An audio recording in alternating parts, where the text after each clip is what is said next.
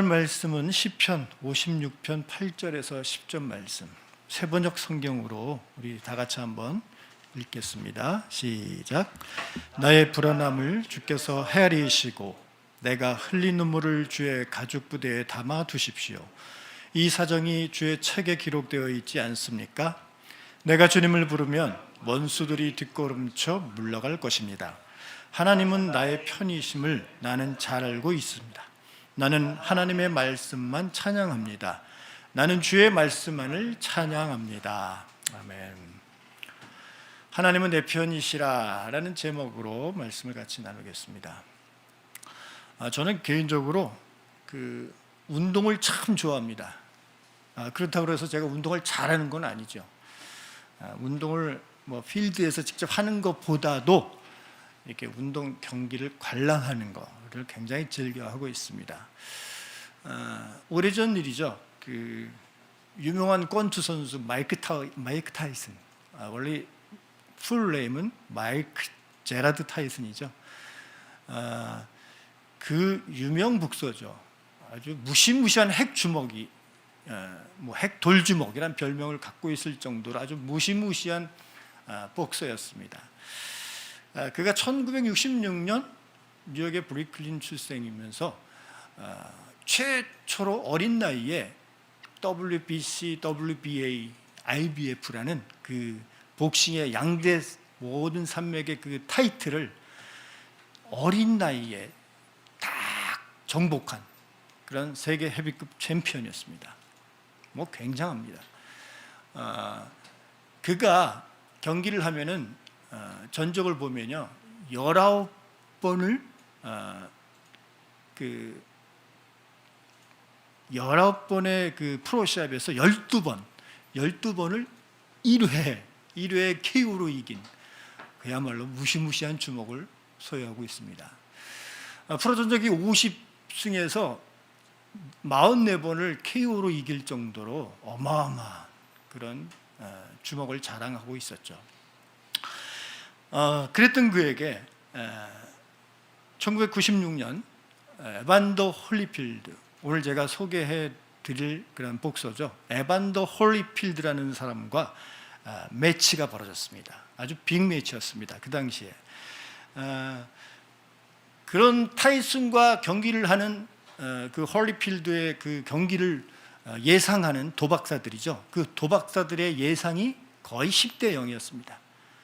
저도 개인적으로 당연히 마이크 타이슨이 이길 것이다 라고 예상했었죠. 그런데 놀라운 일이 벌어졌습니다. 그 홀리필드라는 사람은 굉장히 변칙 복서예요. 그 클린치라고 그러죠. 껴안기도 잘하고 변칙적으로 복서를 잘하는 사람이었는데, 그 당시에 예상을 완전히 뒤엎고 이 홀리필드가 11회 TKO 승을 거둡니다. 아주 큰 이슈였습니다. 모든 사람이 놀랐습니다. 당연히 마이크 타이슨이 이길 것이라는 예상을 깨버리고 이 홀리필드가 이긴 것이죠. 물론 경기에서 이긴 것도 큰 이슈였지만은 그보다 더한 이슈들이 있었습니다. 홀리필드는요, 평소에 권투시합을 할 때 이 운동 팬츠에 성경 말씀을 새기고 합니다.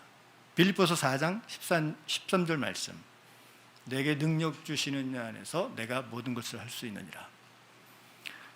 그것도 큰 이슈였었는데, 그가 승리하고 나서 기자들이 그에게 승리의 비결을 묻는 인터뷰를 했습니다. 그가 뭐라고 대답했는지 아십니까? 바로 God is on my side. 하나님은 내 편이십니다 라고 큰 소리로 외친 것입니다. 아주 큰 이슈였어요.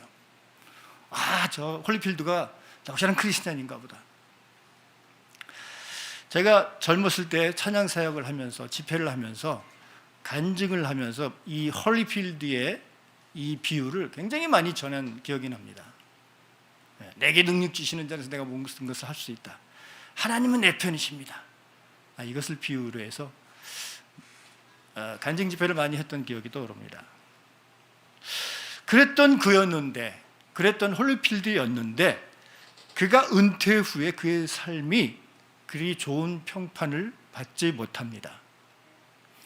사치스럽고 문란한 생활로 인해서 모든 재산을 다 날려버리고 홀리필드의 말년의 삶은 참으로 초라하게 살고 있다고 합니다. 어떻게 보면 앞뒤가 좀 안 맞는 그의 삶을 볼 수가 있는 것이죠. 인생을 사는 동안 누군가 내 편이 되어준다면 그것만큼 큰 힘이 또 얼마나 마음이 든든할 수가 있습니까? 여러분은 어떠십니까? 누가 여러분의 편이 되어주신다면 여러분 마음이 든든하시지 않겠습니까? 저는 비록 작고 현재는 예배당 건물도 갖추지 못한 그런 교회에서 사역을 하고 있지만 마음만은 얼마나 든든하고 행복한지 모르겠습니다. 제 아내 또한 늘 고백을 합니다. 자기가 목회자의 아내로서 그동안의 그런 사역도 의미가 있고 좋았었지만 지금 시학교에서 그 목회자의 아내로서 또 사역자로서 자기가 이렇게 사역하는 것이 얼마나 행복한지 모른다고 늘 저에게 말씀을 합니다. 이야기를 합니다. 예, 저 또한 마찬가지죠. 하나님을 사랑하고 내 이웃들을 사랑하는 것에 있어서 우리가 믿는 것을 예배하고 또 그것대로 살아가기 원하는 동일한 비전과 가치를 추구하는 그렇게 함께 살아가는 우리 성도들이 있기 때문이죠. 또한 이러한 삶을 위해서 솔선수범으로 함께 기뻐하고 함께 슬퍼해주는 한마디로 교회로 살아가는 우리 목회 동역자들이 내 편으로 있기 때문입니다. 그런데 그보다 더한 것이 있죠. 시편 기자가 고백했습니다. 시편 118편 6절에서 고백하죠. 다 같이 한번 우리가 읽어볼까요? 시작. 야훼는 내 편이시라 내가 두려워하지 아니하리니 사람이 내게 어찌할까라고 고백을 합니다. 사람이 내 편이 되어도 든든한데 하물며 하나님께서 내 편이 되어 주신다니 얼마나 감사하고 행복한 일입니까? 하나님께서 내 편이 되어 주셨으니 우리도 하나님 편에 서야 하는 것이 마땅합니다. 우리가 하나님 편에 서는 것은 생각 그리고 꿈, 믿음과 말을 통해서 이루어지는 것이죠. 단지 말로만 이루어지는 것이 아닙니다. 시편 기자가 시편 46편 1절에서 3절까지 이렇게 고백을 합니다. 한 번 더 우리가 한번 읽어볼까요? 시작. 하나님은 우리의 피난처시오 힘이시니 환난 중에 만날 큰 도움이시라.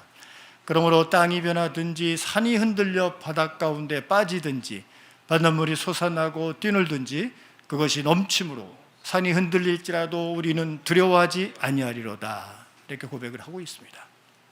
삼위일체 하나님께서 내 편이 되시면은 우리는 두려워할 필요가 없습니다. 염려할 필요가 없습니다. 걱정을 내려놓아도 됩니다. 이사야 41장 10절에 이렇게 말씀하시죠. 두려워하지 말라. 내가 너와 함께함이라. 놀라지 말라. 나는 내 하나님이 됨이라. 내가 너를 굳세게 하리라. 참으로 너를 도와주리라. 참으로 나의 의로운 오른손으로 너를 붙들리라. 성령님을 마음에 모시고 꿈과 소망을 품으면 영적 전쟁에서 승리를 얻고 염려와 근심과 불안과 두려움을 이기고 희망찬 미래를 맞이할 수가 있는 것입니다. 요즘같이 코로나로 인해서 많은 사람들이 절망하고 자포자기하는 일들이 참 많습니다. 그런 사람들이 너무나 많아요, 주위에. 그걸로 인해서 결국에는 생을 마감하는 극단적 선택을 하는 소식이 계속 들려오고 있습니다. 인생의 벼랑 끝에 섰을 때 어떻게 그 위기를 해결하십니까? 믿는 자들에게 있는 특권이 있죠. 그것이 바로 기도입니다. 기도할 수 있다는 특권이 있습니다. 나의 산성이시며 나의 피난처이시며 나의 망대가 되시고 보호하시는 하나님을 의지하고 피하고 삶을 맡길 수 있다는 것은 바로 우리에게 주신 특권인 것입니다. 기도하고 싶어질 때 열심히 기도해야 합니다. 그때가 바로 하나님이 나를 부르시는 때이기 때문이죠. 기도하고 싶지 않을 때도 기도해야 합니다. 그때가 내가 더 위험한 가운데 있으므로 더욱 열심히 기도해야 하기 때문입니다. 힘들고 어렵다고 안 된다고 불평하고 원망하고 때로는 좌절하는 것이 아니라 간절히 기도해야 합니다. 인간의 절망은 하나님의 기회입니다. 인간의 불가능은 하나님의 가능입니다. 기도함으로 하나님의 뜻을 분별하고 기도함으로 감당하고 이길 수 있는 영적인 힘을 공급받고 기도함으로 문제를 해결함을 받을 수가 있는 것입니다. 기도는 바로 우리의 특권인 것입니다. 길을 가다가 좋은 글이 눈에 띄어서 보았습니다. 길이 멀어서 천천히 걸었다. 길이 험해서 지루하지 않았다. 길이 좁아서 동행과 가까워졌다. 길이 굽어서 지나온 길을 볼 수 있었다. 네, 바로 좋은 생각 발행인의 정영철 님의 글이죠. 어떠한 길을 걸어갈지라도 장점을 보고 좋아하는 마음, 때문에가 아니라 덕분에라고 하는 마음을 본 것 같아서 짧은 글이지만 참 좋았던 것 같습니다. 불평하기보다 지금의 상황 속에서 정말 필요한 감사하는 삶을 살아야 하겠습니다. 미국의 유명한 대통령이죠. 에브라함 링컨은 말했습니다. 나는 하나님이 내 편이라고 자랑하지 않고 내가 하나님 편에 서게 해달라고 겸손히 기도합니다. 이 링컨의 말은 유대 아사왕에게 전한 아사랴의 생각을 다르게 표현한 것이라고 볼 수가 있습니다. 역대하 15장 2절에 하나님의 영이 아사랴에게 임하신 후 그는 이렇게 말을 했습니다. 너희가 여호와와 함께하면 여호와께서 너희와 함께하실지라. 너희가 만일 저를 찾으면 저가 너희의 만난 바 되시려니와 너희가 만일 저를 버리면 저도 너희를 버리시리라. 역사를 통해 사람들은 하나님께서 그들의 편에 계신다고 하면서 비열한 행위들을 많이 저질렀습니다.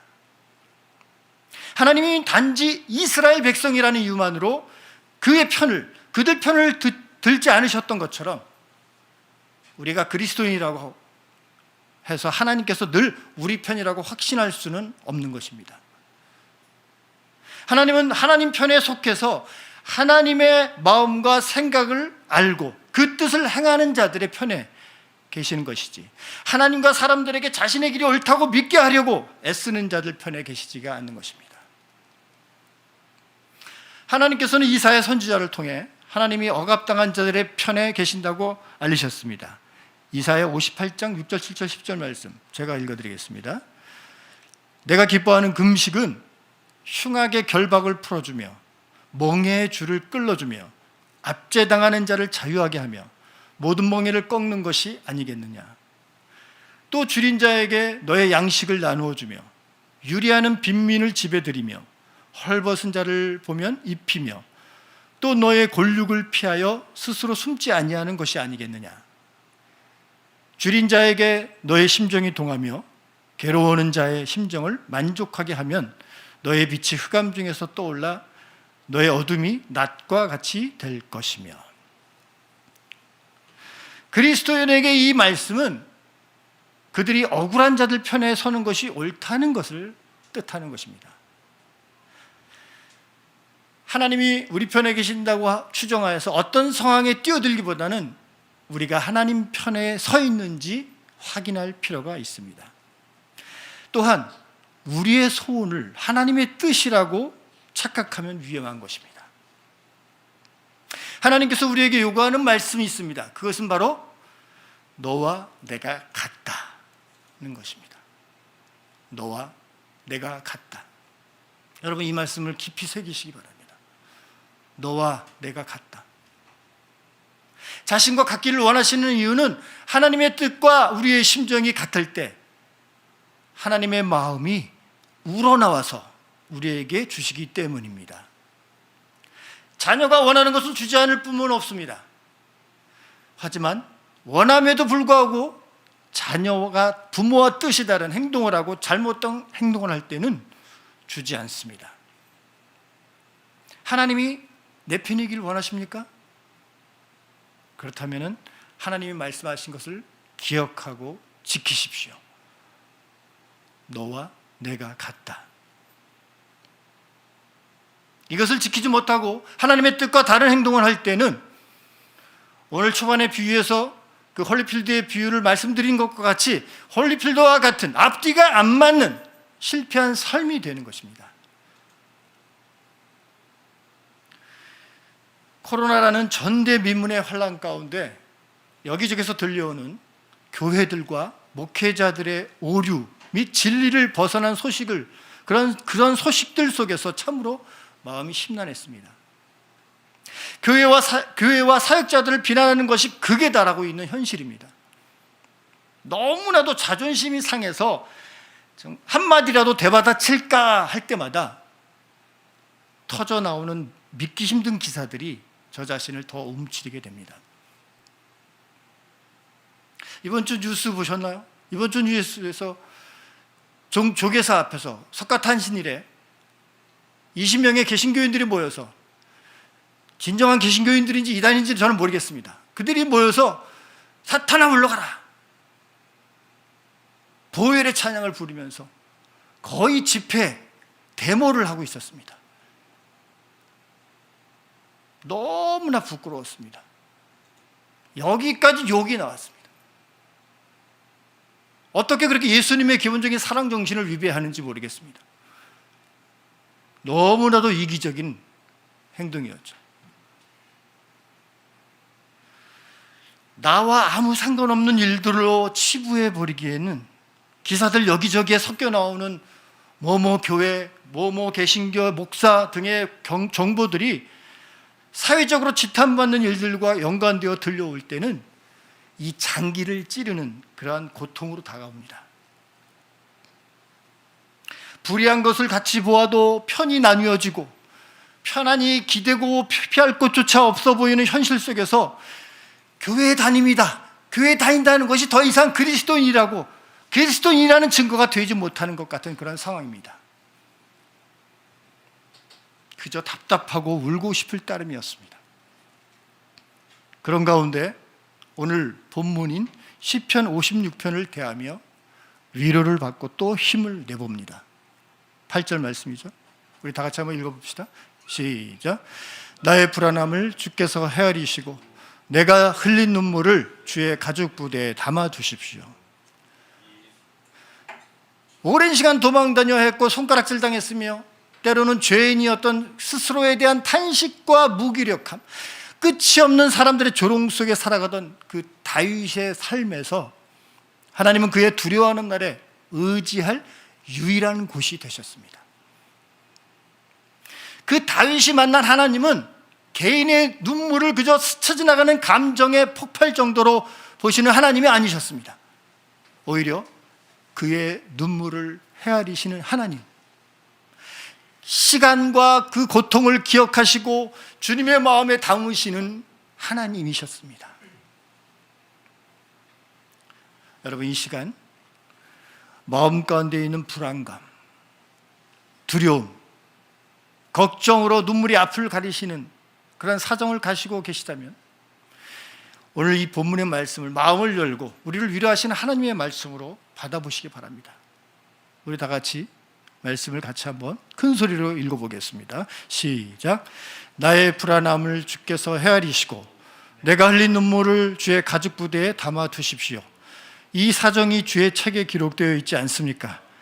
내가 주님을 부르면 원수들이 뒷걸음쳐 물러갈 것입니다. 하나님은 나의 편이심을 나는 잘 알고 있습니다. 나는 하나님의 말씀만 찬양합니다. 나는 주의 말씀만을 찬양합니다.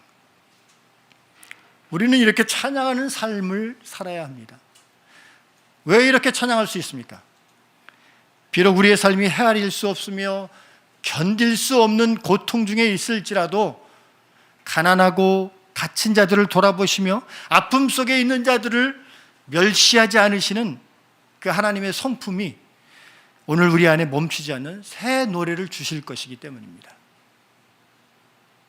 흔들리는 삶, 들려오는 수많은 비극적인 소식들 속에서 믿음의 공동체된 사랑하는 여러분, 함께 주님을 기다리며 함께 교회로 살아갑시다. 그리고 우리가 믿는 것을 예배하며 살아가는 자가 되어서 너가 내와 같다, 너와 내가 같다 라는 하나님이 내 편 되심을 이루며 살아가는 자가 되시기를 주님의 이름으로 축복합니다. 우리 다 같이 오늘 들은 말씀을 통해서 하나님의 내 편 되심을 우리가 기억하는 것도 중요하지만 너와 내가 같다라는 이 말씀을 이루면서 살아가는 내 자신들이 될 수 있도록 함께 기도하시겠습니다.